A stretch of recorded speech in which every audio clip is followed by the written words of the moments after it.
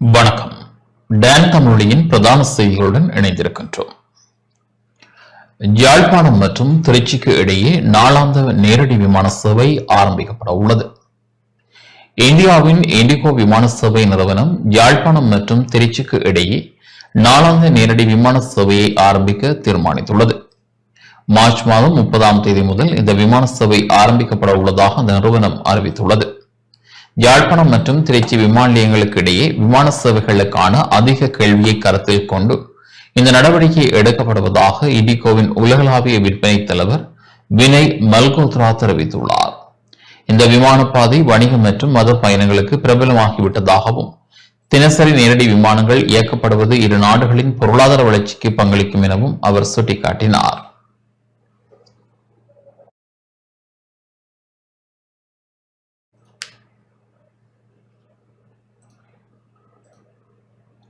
பொய் கூறி ஆட்சிக்கு வரப்போவதில்லை என நாடாளுமன்ற உறுப்பினர் நாமல் ராஜபக்ஷ தெரிவித்துள்ளார். கைது வேட்டை மூலம் எமது அரசியல் பயணத்தை தடுக்க முடியாது என பொதுஜன பெரமுனவின் தேசிய அமைப்பாளர் நாமல் ராஜபக்ஷ தெரிவித்துள்ளார். பெண் உரிமைகள் பற்றி பேசும் தற்போதைய அரசாங்கம்தான் 97 வயது பாட்டியை கைது செய்து உணவு கூட வழங்காமல் விசாரணை நடாத்தியுள்ளது எனவும் அவர் குற்றம் சாட்டியுள்ளார். பொதுஜன பெரமுன கட்சி தலைமையத்தில் நடைபெற்ற நிகழ்வொன்றின் பின்னர் ஊடகங்களிடம் கருத்து வெளியிட்ட அவர் இவ்வாறு குறிப்பிட்டார்.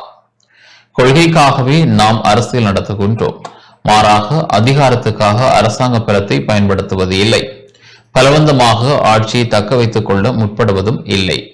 வெளிநாட்டு சக்திகள் பணம் செலவழித்து கோட்டபாய ராஜபக்சவை பதவி விலக வைப்பதற்கு முற்பட்ட போது கூட அது ஜனநாயக விரோத கோரிக்கை என தெரிந்தும் மக்களுக்காக கோட்டபாய ராஜபக்ஷ பதவி துறந்தார். அன்று முதல் இன்று வரை நாம் மக்களுக்காக அரசியல் நடாத்துபவர்கள் பொய் கூறி ஆட்சிக்கு வரப்போவதில்லை, நாட்டுக்கு துரோகம் இழைத்ததும் கிடையாது. எனது பாட்டியை கூட விட்டு வைக்கவில்லை, அவரையும் கைது செய்கின்றனர். இது வங்குரோத்து அரசியலின் வெளிப்பாடாகும். எனினும் நாட்டில் உள்ள நீதித்துறை மீது எமக்கு நம்பிக்கை உள்ளது, அதன் மூலம் நிவாரணம் கிட்டும் என நாமல் ராஜபக்ஷ தெரிவித்துள்ளார்.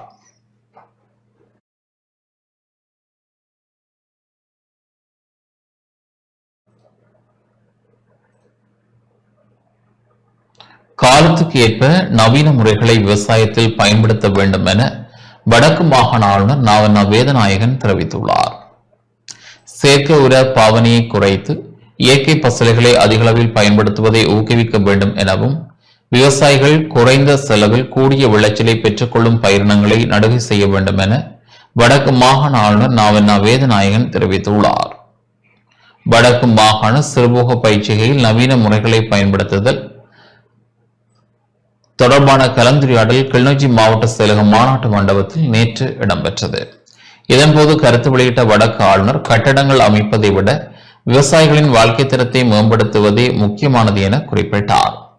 விவசாயிகளுக்கு கடந்த காலங்களைப் போன்று சந்தைப்படுத்தல் மிகப்பெரிய பிரச்சனையாக இருக்காது என குறிப்பிட்டுள்ள ஆளுநர் காலத்துக்கு ஏற்ப நவீன முறைகளையும் விவசாயத்தில் பயன்படுத்த வேண்டும் என குறிப்பிட்டார். இயந்திரம் மூலமான நெல் நாற்று நடுகை செயற்பட்டால் கூடிய விளைச்சல் மாத்திரமல்ல, தற்போதைய காலநிலை மாற்றத்தையும் எதிர்கொள்ளக்கூடியதாக இருக்கும். இவ்வாறான விடயங்களை விவசாயிகள் புரிந்து கொள்ள வேண்டும் என ஆளுநர் வலியுறுத்தினார். இந்த நிகழ்வில் வடக்கு மாகாண பிரதம செயலர், கிளிநொச்சி மாவட்ட மேலதிக மாவட்ட செயலர், வடக்கு மாகாண விவசாய அமைச்சனுடைய செயலர், விவசாய பணிப்பாளர், ஒவ்வொரு மாவட்டத்திலும் பணிப்பாளர்கள், வடக்கு மாகாண நீர்ப்பாசன திணைக்கள பணிப்பாளர், மாவட்ட நீர்ப்பாசன திணைக்கள பணிப்பாளர்கள், விவசாய அமைப்புகளின் பிரதிநிதிகள் கலந்து கொண்டனர்.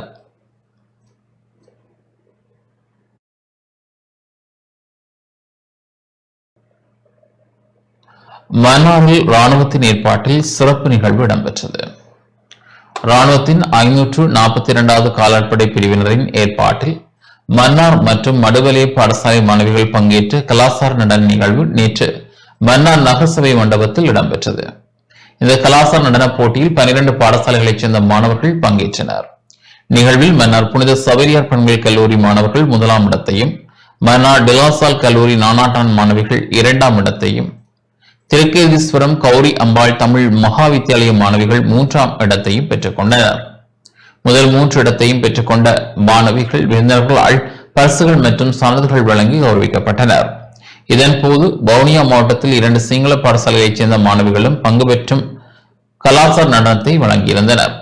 ராணுவத்தின் 542வது படைப்பிரிவு அதிகாரி மேஜர் விக்டர் பெர்னாண்டோ, பிரிகேடியர் சந்திக்க அசுர் சிங், பிரிகேடியர் ஐபி ஜாசிங்க, நானாட்டான் பிரதேச சிவசம்பு, சிரேஷ்ட போலீஸ் அத்தியட்சகர் வைசந்திரபால, மேஜர் ஸ்ரீநாத் மற்றும் அழைக்கப்பட்ட விருந்தினர்கள் பங்கேற்றனர். தமிழிசை கட்சி உள்ளூராட்சி மன்ற தேர்தலில் தனித்து களமிறங்க உள்ளதாக அக்கட்சியின் பதில் செயலாளர் எம் சுமந்திரன் தெரிவித்துள்ளார். இலங்கை தமிழிசை கட்சி எதிர்வரும் உள்ளூராட்சி மன்ற தேர்தலில் தனித்து களமிறங்க உள்ளதாக அக்கட்சியின் பதில் செயலாளரும் முன்னாள் நாடாளுமன்ற உறுப்பினருமான எம் சுமந்திரன் தெரிவித்துள்ளார். மட்டக்களப்பில் ஊடகங்களுக்கு கருத்து தெரிவிக்கும் போதே அவர் இவ்வாறு குறிப்பிட்டார். சேர்ந்து போட்டியிடுவது வேண்டாம் என்று சொல்லி இந்த கூட்டத்திலே அனைவராலும் ஒரு கருத்து சொல்லப்பட்டது. அந்த முயற்சி முடிவடைந்து விட்டது என்பதுதான் என்னுடைய கருத்து. எங்களுடைய கட்சி தலைவர் அதற்கான ஒரு முயற்சி எடுத்திருந்தார். ஆனால் எங்களோட பங்காளிகளாக இருந்த கட்சிகள் நாங்கள் வேறொரு கூட்டணியாக இணைந்திருக்கிறோம் என்று எங்களுக்கு அறிவித்திருக்கிறார்கள். ஆகையினாலே ஒரு அணியாக அவர்களோடு சேர்ந்து போட்டியிடுவது என்பது இப்பொழுது முடியாத விடயம். தமிழரசு கட்சி தனி அணியாக போட்டியிடும். தேர்தலுக்கு பிறகு நிர்வாகங்களை அமைக்கிற விடயத்திலே ஒவ்வொரு கட்சிகளோடு நாங்கள் இணைந்துதான் நிர்வாகத்தை அமைக்க வேண்டியதாக இருக்கும். அதுதான் இந்த உள்ளூராட்சி மன்ற தேர்தல் முறைமை. ஆகையினாலே அதை குறித்து நாங்கள் தொடர்ச்சியாக பல கட்சிகளோடு பேசிக் கொண்டிருக்கிறோம். வருகிற உள்ளூராட்சி மன்ற தேர்தலிலே வேட்பாளர்கள் தெரிவு சம்பந்தமாகத்தான் பிரதானமாக இந்த கூட்டத்திலே பேசி ஆராயப்பட்டது. இதிலே ஒவ்வொரு பிரதேசமாக அலசி ஆராய்ந்து என்ன விதமான அணுகுமுறையிலே நாங்கள் இந்த தேர்தலை சந்திக்க வேண்டும் என்று பலருடைய கருத்துக்களும் கேட்கப்பட்டு சுமூகமான முடிவுகள் எட்டப்பட்டிருக்கின்றன. இலங்கை தமிழிசை கட்சியின் மட்டக்களப்பு மாவட்ட கூட்டம் நேற்று மாலை பாராளுமன்ற உறுப்பினர் ரா சாணக்கியன் தலைமையில் நடைபெற்றது. கூட்டத்தில் பாராளுமன்ற உறுப்பினரும் கட்சியின் பாராளுமன்ற குழு பேச்சாளருமான ஞான சிறுநேசன், மட்டக்களப்பு மாவட்ட பாராளுமன்ற உறுப்பினர் ஈனா ஸ்ரீநாத் மற்றும் கட்சியின் முக்கியஸ்தர்கள், வட்டாரக்கிளை தலைவர்கள், மாவட்ட கிளை உறுப்பினர்களும் கலந்து கொண்டனர்.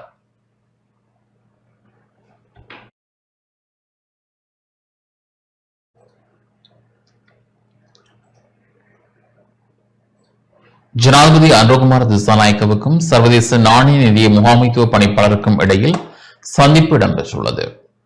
ஜனாதிபதி அனுரகுமார் திசாநாயக்க மற்றும் சர்வதேச நாணய நிதிய முகாமைத்துவ பணிப்பாளர் கிறிஸ்டலினா ஜோர்ஜிவா ஆகியோருக்கு இடையிலான நிகழ்நிலை சந்திப்பு இடம்பெற்றது. 2023 மார்ச் மாதத்தில் ஆரம்பமான 48 மாதங்கள் நீடிக்கப்பட்ட நிதி வசதிக்கு அமைவான ஒப்பந்தம் பகுதியளவில் நிறைவு செய்யப்பட்டிருக்கும் நிலையில் இலங்கை மற்றும் சர்வதேச நாணய நிதியத்திற்கும் இடையிலான ஒத்துழைப்பை பலப்படுத்திக் கொள்வது தொடர்பில் கவனம் செலுத்தப்பட்டது. இதன்போது 2022 ஆண்டில் முகம் கொடுத்த பொருளாதார நெருக்கடியின் போது சர்வதேச நாணய நிதியம் வழங்கிய தொடர்ச்சியான ஒத்துழைப்புக்கு ஜனாதிபதி நன்றி தெரிவித்தார். பொருளாதார மறுசீரமைப்பை செயற்படுத்தல், பேரண்ட பொருளாதார ஸ்திரத்தன்மையை வலுப்படுத்தல், ஆபத்துக்கு உள்ளாகக்கூடிய தரப்பினருக்கு உதவுதல் மற்றும் நிர்வாகத்தை வலுப்படுத்துதல் உள்ளிட்ட துறைகளில் இலங்கை அடைந்திருக்கும் குறிப்பிடத்தக்க முன்னேற்றம் தொடர்பில் ஜனாதிபதி சுட்டிக்காட்டியுள்ளார். கடன் மறுசீரமைப்பு செயல்முறையில் முகாமைத்துவ பணிப்பாளர், சிரேஷ்ட முகாமைத்துவம் உட்பட சர்வதேச நாணய நிதியத்தின் பணிக்குழுவினால் வழங்கப்பட்ட ஒத்துழைப்பையும் ஜனாதிபதி பாராட்டினார். உலக பொருளாதார ஸ்திரமற்ற தன்மைக்கு மத்தியில் இலங்கையின் பொருளாதாரத்தை தாங்கிக் கொள்ளும் நிலையுடையதாக மாற்றுவதற்கு இந்த தொடர்ச்சியான ஒத்துழைப்பின் முக்கியத்துவத்தையும் ஜனாதிபதி அனுரகுமார் திசாநாயக்க வலியுறுத்தினார். மறுசீரமைப்பை முன்னெடுக்க இலங்கை மேற்கொள்ளும் முயற்சிகளுக்கு பாராட்டு தெரிவித்த முகாமைத்துவ பணிப்பாளர் இலங்கையின் பொருளாதார நிகழ்ச்சி நிரலுக்கு ஒத்துழைப்பதற்கான சர்வதேச நாணய நிதியத்தின் அர்ப்பணிப்பையும் உறுதிப்படுத்தினார். குறிப்பாக உலக ஸ்திரமற்ற தன்மையினையும் உலக பொருளாதார முன்னேற்றத்தின் மந்தநிலை மற்றும் உலக கடன் மட்டத்தின் உயர்விற்கு மத்தியில் நல்லாட்சி கட்டமைப்புடன் பேரண்ட பொருளாதார நியதிகளையும் பலப்படுத்த வேண்டியதன் முக்கியத்துவத்தை ஜோர்ஜிவா வலியுறுத்தினார். இலங்கை மக்களின் வலுவான ஆணையை பிரதிபலிக்கின்ற வகையில் சர்வதேச நாணய நிதியத்தின் வேலை திட்டத்துடன் முன்னோக்கி செல்வதற்கும் இணக்கம் காணப்பட்ட இலக்குகளை மக்களின் விருப்பத்துக்கு அமைய அடைந்து கொள்வதற்குமான தயார் நிலையை ஜனாதிபதி சுட்டிக்காட்டினார். நீடிக்கப்பட்ட கடன் வசதி திட்டத்தின் கீழ் எஞ்சியுள்ள மீளாய்வுகளை சாதகமாக நிறைவு செய்வதற்கான அரசாங்கத்தின் அர்ப்பணிப்பை ஜனாதிபதி உறுதிப்படுத்தினார். இலங்கை நிலைபுறான ஸ்திரத்தன்மையை அடைந்து கொள்வது தொடர்பான தொடர்ச்சியான கலந்துரையாடலும் மற்றும் ஒத்துழைப்பின் அவசியம் தொடர்பில் ஜனாதிபதி மற்றும் சர்வதேச நாணய இந்திய முகாமைத்துவ பணிப்பாளருக்கு இடையில் இருதரப்பு ரீதியான இணக்கம் ஏற்பட்டது. செழுமையான மற்றும் நிலையான எதிர்காலத்திற்காக இருதரப்பும் ஒன்றிணைந்து செயற்பட வேண்டிய அவசியமும் வலியுறுத்தப்பட்டது.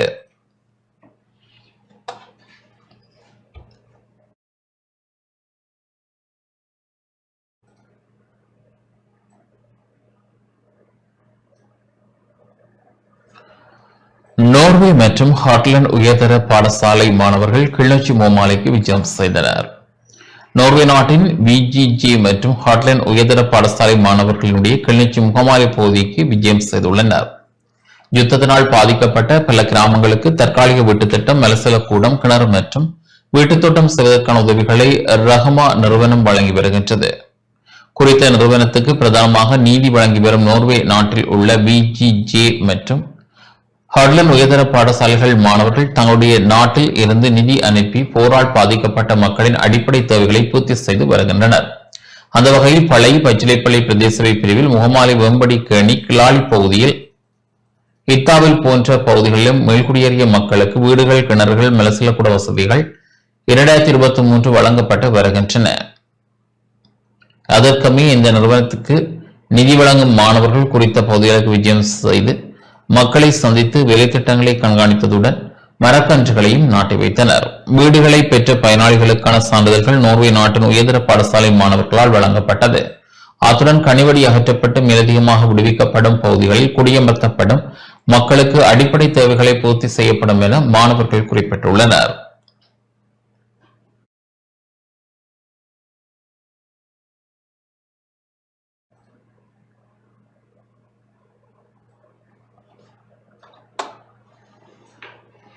யாழ்ப்பாணம் தென்மாட்சி வலய கல்வி அலுவலக முன்பள்ளி ஆசிரியர்களுக்கு நேற்று கருவா மரக்கன்றுகள் வழங்கி வைக்கப்பட்டன. யாழ்ப்பாணம் தென்மராட்சி வலய கல்வி அலுவலக எல்லைக்குட்பட்ட முன்பள்ளி ஆசிரியர்களின் வாழ்வாதாரத்தை மேம்படுத்த வருமானத்தை ஈட்டக்கூடிய வகையில் நேற்று கருவா மரக்கன்றுகள் வழங்கி வைக்கப்பட்டன. தென்மாட்சி வலய கல்வி பணிப்பாளர் சீனா கமலராஜனின் ஒழுங்குபடுத்தலில் மனிதம் தொண்டு நிறுவனத்தின் ஆலோசனையில் வரணி மத்திய கல்லூரியில் வைத்து வலய கல்வி பணிப்பாளர் தலைமையில் முதல் கட்டமாக 780 கருவா மரக்கன்றுகள் முன்பள்ளி ஆசிரியர்களுக்கு வழங்கப்பட்டுள்ளன.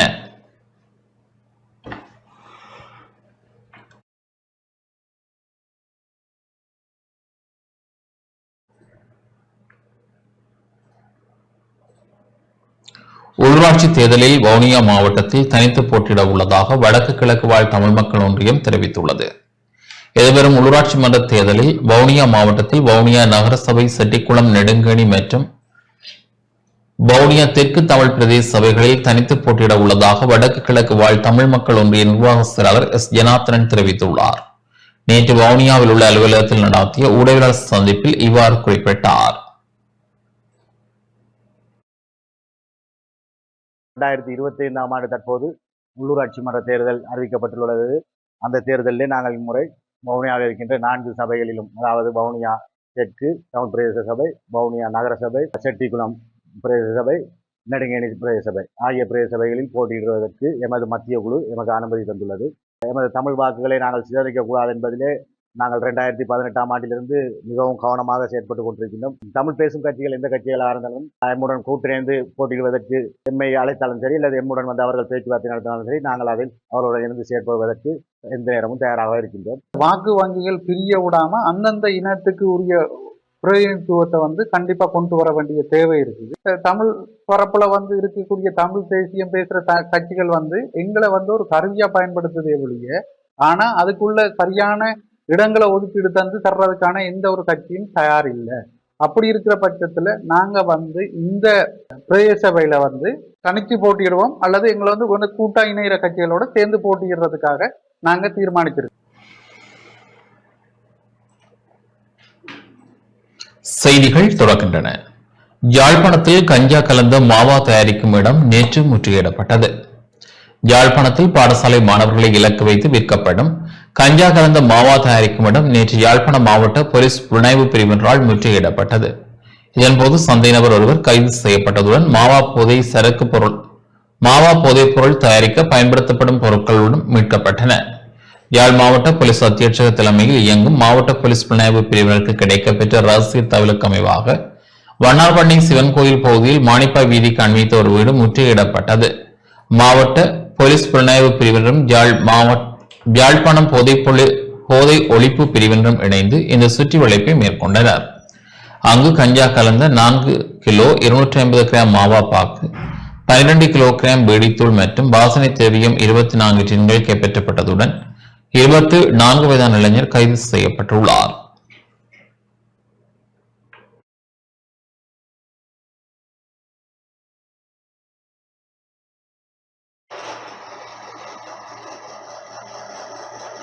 வரையறுக்கப்பட்ட கல்வி சேவையாளர்கள் சிக்கன கடனுதவி கூட்டுறவு சங்க தேர்தல் நேற்று இடம்பெற்றது. ஆசியாவின் மிகப்பெரிய நிதி நிறுவனமான வரையறுக்கப்பட்ட கல்வி சேவையாளர்கள் சிக்கன கடனுதவி கூட்டுறவு சங்க பணிப்பாளர் மற்றும் மகாசபை அங்கத்தவர்களை தெரிவு செய்வதற்கான தேர்தல் நாடளாவிய ரீதியில் இடம்பெற்றது. குறித்த கூட்டுறவு சங்கத்தின் மகாசபைக்கு நுவரெலியா ஹேட்டன் கல்வி நிலையத்திலிருந்து 5 பேரை தெரிவு செய்வதற்கான தேர்தல் ஹேட்டன் சிங்கள மகாவித்தியாலய கல்லூரியில் நேற்று காலை 8:30 மணியளவில் ஆரம்பமானது. இந்த கூட்டுறவு சங்கத்தின் மகாசபைக்காக ஹேட்டன் கல்வி நிலையத்தில் இருந்து 2 சிங்களவர்கள் உட்பட 15 பேர் வேட்புமனுக்களை சமர்ப்பித்திருந்தனர். வேட்புமனு ஏற்றுக்கொள்ளப்பட்டதை தொடர்ந்து வாக்கெடுப்பு காலை 10 மணி முதல் மாலை 4:30 மணி வரை இடம்பெற்றதுடன் இதில் அரசியல் கட்சிகளில் இருந்தும் தொழிற்சங்கங்களில் இருந்தும் சுயேட்சையாகவும் அங்கத்தவர்கள் போட்டியிட்டனர்.